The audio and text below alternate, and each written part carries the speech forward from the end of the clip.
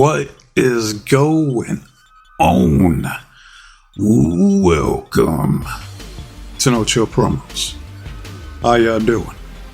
Before I get started with today's video on old Roxanne, just gotta do a quick shout out to all subscribers to the channel and to the followers on road. Back to 324, 26 more. I'll be at 350, which I'm trying to reach 40 years out. So hopefully, I can reach that goal. If not, it's all good. All right. Well, I don't want to waste any more time, so let's get into it. And this video, basically, I'm killing two birds with one stone. All right. Like, I already was gonna give this award out to Roxanne, like, fucking months ago. Right. But this also comes out of a request from, I forget the dude's username. It was like something like WS something sports fan. Right. Like, drop your name in the comment section, man. I want to give you a shout out because this video was really for you, right? And other people that can't stand Roxanne Perez. So in my humble opinion, the worst women's wrestler 2024, easily, without a shadow of a doubt, is Roxanne Perez. Roxanne. She is the primary contributing factor as to why I no longer watch NXT. I can't fucking stand it. Alright? And there's several reasons for that. Alright? Because look at her. Alright? I can't suspend my disbelief. Alright? Which is already hard to do when watching this goofy ass shit that is pro wrestling. And I remember one of my NXT reviews months back. I remember some dude, he wasn't replying to me directly, but one of the people that commented on that video, he was like, what the fuck does size have to do with anything? And I couldn't believe it. Like, the fact that he even asked that question is absolutely insane. Go tell that to Scott Steiner, see what he says. Size does matter, bitch! Because it fucking does. There's weight classes for a fucking reason, right? And the fact that I even have to say that is crazy. There's a reason why you don't see people like Rey Mysterio, James Ellsworth, going clean over people like The Undertaker, Kane, Mark Henry, Big Show, Brock Lesnar, okay? Because it's unrealistic, right? And yes, it is a fake, predetermined, whatever you want to call it, all right? But even they know it's like we can't do this. Alright, like that's who's gonna buy into this? You know what I mean? Like, you're not gonna see, or I'm surprised you haven't, but in the AEW, like, even Con Man has enough sense to not be like, hey, let's not have Marco Stunt go over clean on someone like Wardlow, or Lance Archer, or Brian Cage, or Luchasaurus, or Powerhouse Hobbs. You see what I'm saying? How does this pertain to Roxanne Perez? Well, she's one of the smallest chicks on the fucking roster in NXT. Yet they're gonna sit there and try to perpetuate this notion that she is the best NXT has to offer. Especially when you take a good look at that roster and how loaded it is with talent. They have the unmitigated gall to choose Roxanne Perez to be the face, the flag bearer, the chosen one for NXT's women's division. A spot that she doesn't fucking belong in. And that's my fucking problem. Alright? She should be where Kalani Jordan is. Like that women's North American champion. That mid-card. That's her ceiling. You know what I mean? Like, full stop. That's where you belong. Alright? You can't go any higher than that. Like, not when you have talents like Sol Ruka, Stephanie Fouquier, Julia, Jada Parker, Lola Vice, Last Legend on your roster. Like, you got people like Shawn Michaels, Booker T, CM Punk, they're back there trying to convey this notion, gaslight me into believing that Roxanne Perez is so much better, superior than all the other women on the NXT roster. Out of your fucking mind. Absolutely not. Right? And I don't know about you guys, whoever's watching this, but at least for me, I like my women to at least look like they can attend college. Right? Not some glorified sophomore at some random ass high school in Texas, where she struggles to remember her locker combination while she's running to her fucking class for, I don't know, woke history. Where the fuck it is that they teach these days in these fucking schools. Because I see this shit online with these pictures of Roxanne Perez, and you go in the comment section, and you see like, I shit you not, there'd be comments like, man, Roxanne Perez is so cute. Or like, dude, Roxanne Perez, bro, she's so fucking hot, man. I'm just like, I don't get it. I don't fucking get it. It's the Zendaya effect, to where it's like you got people who swear up and down, yell from the high heavens that Zendaya is so fine, she's so sexy. And I'm just thinking to myself, I'm like, what? I'm like, bro, what are you talking about, huh? What do you mean by that? Like, cause I look at her and it looks like she belongs to fucking middle school. There's not a damn thing sexy about Zendaya. Well, to me, that is. I'm only speaking for myself. Right? They do say beauty is in the eye of the beholder. And I do believe in that. But not in this case. I'll tell you that right the fuck now. I don't see it. Right? Don't fucking see it. And I don't get it. Seeing Roxanne Perez, like, I don't fucking get it, man. So you have this barely over 5 foot, basic ass chick who is the reigning, defending, undisputed NXT Women's World Champion, Roxanne Perez. Alright? She was champion back in what was it? Stand Deliver this year, where she beat fucking Lyra Valkyria, which I already seen that coming. Alright? Not that I'm a biggest fan of Lyra Valkyria herself, but I'm like, I'll take Lyra over Roxanne Perez any day of the fucking week. Right?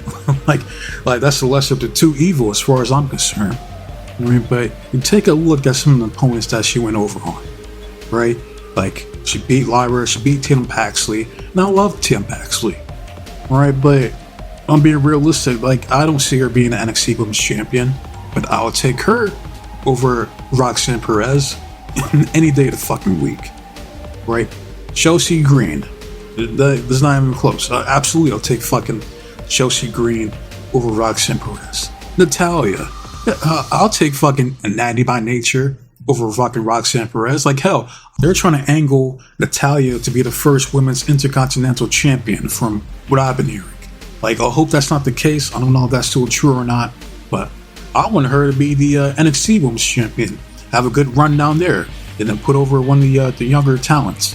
You know, like a Sol Ruka, or a fucking Jada Parker, or somebody. You know, a fucking JC Jane. I don't fucking know. It don't fucking matter. Right? That's what I wanted to see. But I'll take Natalya over Roxanne Perez again, any day of the week. Right? Now, Jordan Grace, the Juggernaut. Now, this one, I was like, okay. Just look at the difference between these two. You got one that actually looks like a wrestler compared to the other one that looks like they belong at ringside trying to take selfies with the passing wrestlers who don't even acknowledge her existence. See what I'm saying? So yeah, I had a problem with Roxanne going over on Jordan Grace, especially with the whole NXT collaboration at that time. Now, like how crazy would it have been for Jordan to be champion of TNA and NXT? Like, now that's a fucking super push right there. I'll tell you what. Right? But she did the JOB. It was interference, so it wasn't clean, but still. It does take away from the fact that Roxanne went over on Jordan Grace. Her next title defense pissed me off even more. Right? And that was against Lola Vice, that Muy Caliente, her fine ass, at NXT's Heat Wave, where she completely dog walked her. Like, she hit pretty much 5 pop rocks. 3 of them were consecutive. And I'm like, that was inexcusable, unnecessary, flat out bullshit. Right? And big ups to you, Milos, I think that's your name. You requested a rant for that pay-per-view. Right? And I believe I got pretty good reception on that video for that review for NXT's Heatwave, because that shit did piss me off. Right?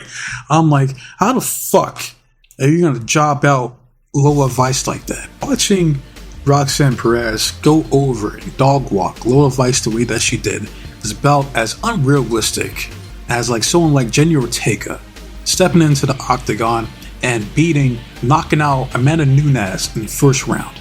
You see what I'm saying? It's physically impossible. But here we are in the cartoon world of professional wrestling, to where we see goofy ass shit like that. And they use tactics like this to try to swindle me into believing that, yeah, Roxanne's the best in the world. Did you see what she did to Lola Vice?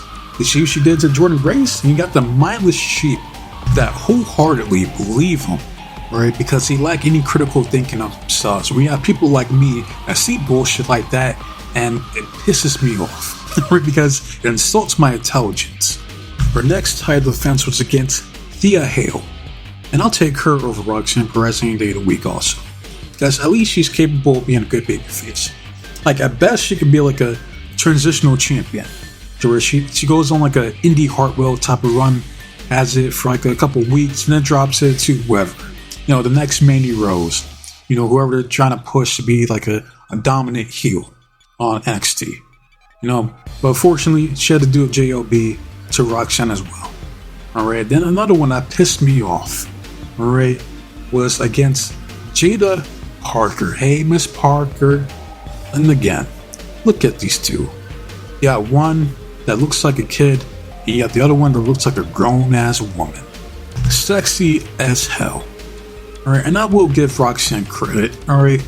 Like, she's a terrible promo, alright? Lacks charisma, but she's capable of having a good match with the right opponent, right? She had a good match with Jada Parker. But it doesn't take away from the fact that Jada Parker still had to do the JOB to Roxanne Perez. Because the only thing Jada needs to do is just change up her finisher. No, I could try to sell it to where, you know, like all that mass from that ass, you know, coming at you full speed, full acceleration could do some damage. You know what I mean? But like realistically, she needs a better finisher, like a DDT or some shit, right? Like smashing like all that cake back there into your opponent's face, like that ain't it. And the one that got me to stop watching NXT altogether is her going over on Julia. I'm like, you gotta be fucking kidding me. I'm like, that was it. That was the straw that broke the camel's back. I'm like, you're gonna tell me this is on their CW premiere. So I'm thinking, I'm like, they're going in a new direction. All right, well, what could be better than having a new fucking NXT Women's Champion? But does that happen? Nah. All right, because you're gonna have people there try to give me this bullshit excuse of, oh, but Julia's not ready. Like, oh, she's not.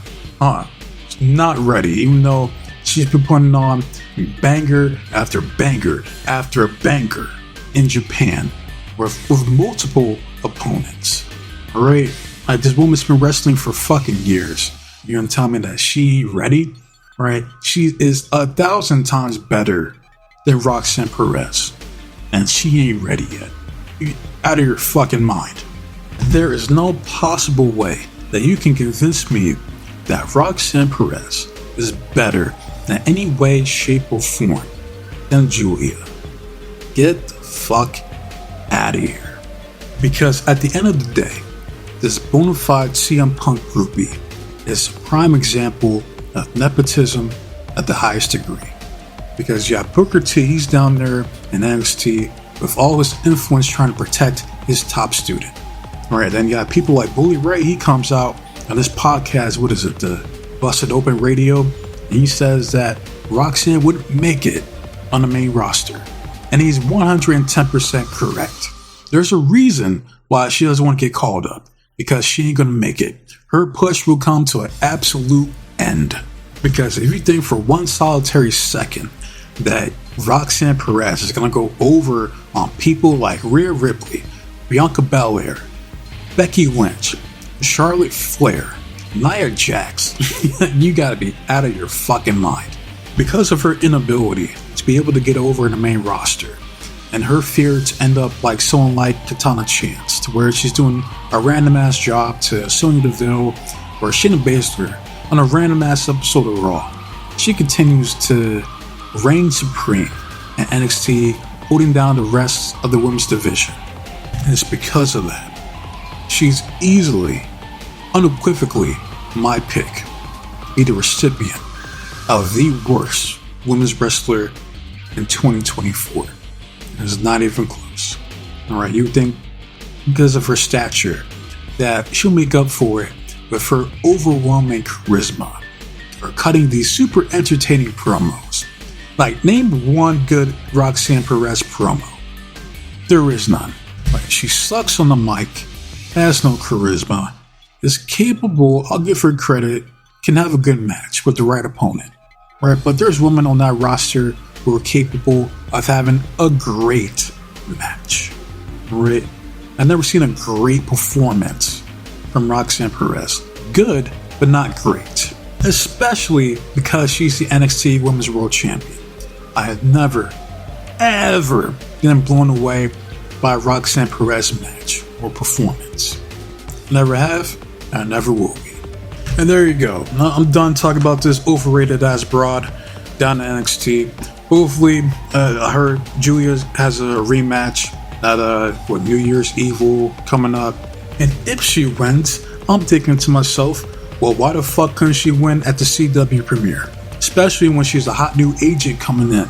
You could have created the presentation that Julia is her.